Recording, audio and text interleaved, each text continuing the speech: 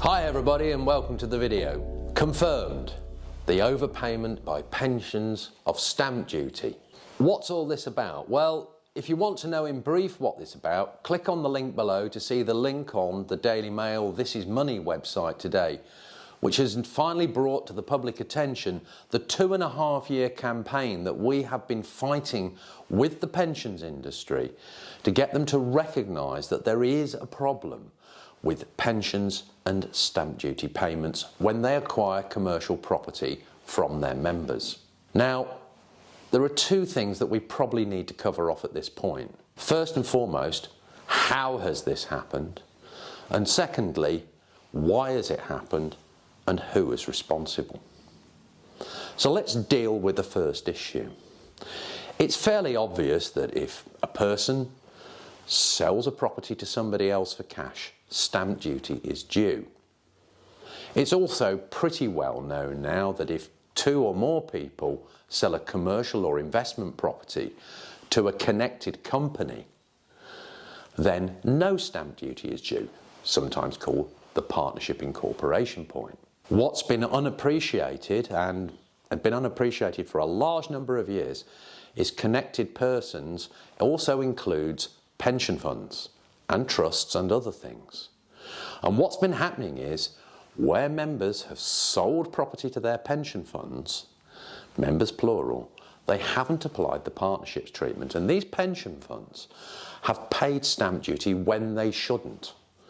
And this could be anything from 5,000 to 50,000, but together with lost growth in the pension scheme, the losses could be anything from 50 to 80,000 pounds per affected scheme.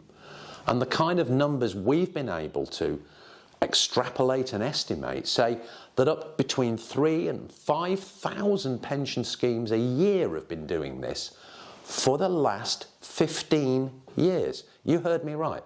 15 years this has been going wrong because of the simple assumption that if cash is paid, tax must be due.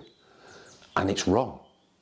Thankfully, the Association of Member-Directed Pension Schemes, the industry body that, as it were, provides a talking shop, have now changed their views. 2 years ago they were opposed to us, and have agreed that, in fact, in these circumstances, we are correct. So, who is affected? Well, if you were a family business, a partnership, or more than one owner in a business, and you sold your property to a pension scheme or to multiple pension schemes or to a multi-member pension scheme, then you shouldn't have paid SDLT.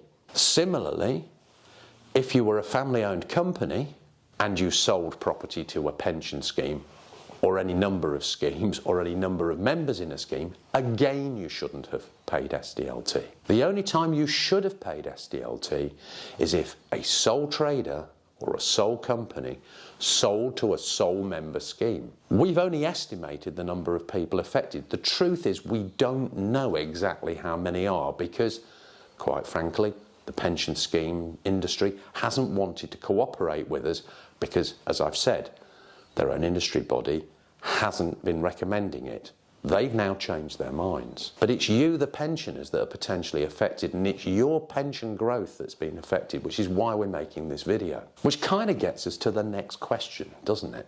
Who's actually responsible? Well, the people who committed this error were, in fact, the lawyers, the solicitors who dealt with the conveyancing on the side of the pension fund.